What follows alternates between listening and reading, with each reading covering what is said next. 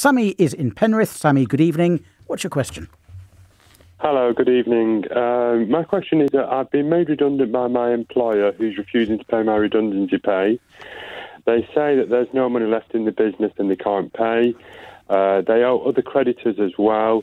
Rather than liquidate the business, they've decided to try and dissolve it, which is obviously, from my knowledge, is illegal.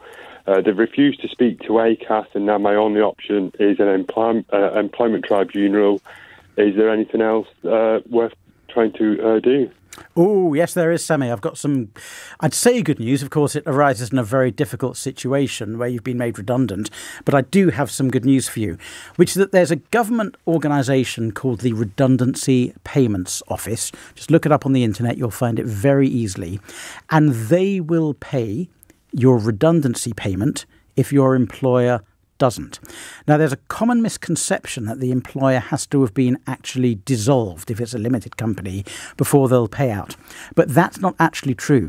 They're under a legal obligation under something called the Employment Rights Act 1996 to pay out if you've made reasonable efforts to get the money off your employer and your employer hasn't paid you, which is the situation here. So as long as you've tried to get the money out of your employer, so you can show you've sent emails saying, can I have my money? You can contact the Redundancy Payments Office. They will pay you the redundancy payment, and then they effectively step into your shoes, take over the debt, and pursue your ex-employer on your behalf. Does that help, Sammy? I hope so, yeah. Well, I think it's exactly the answer you were hoping for. Originally, they was going to liquidate, which I would have got a reference number off the government so that I could have claimed the money. But they've obviously tried to do a bit of a dodgy way via the dissolving. Well, dissolving and liquidation are the same thing, Sammy. But if they dissolve, I don't get the reference number to claim off the government. No, I think someone's got a little bit confused. If a company dissolves, it liquidates. That's exactly the same thing. But you don't need it to dissolve. You don't need it to liquidate to claim off the Redundancy Payments Office. You only need to show that you made reasonable attempts to get the redundancy payment and it hasn't been paid out. As I said, it's a misconception that they actually need to be in liquidation.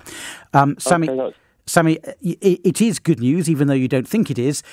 And I would definitely search on the internet for Redundancy Payments Office, check it, and you'll see that I'm right there. You can get that money.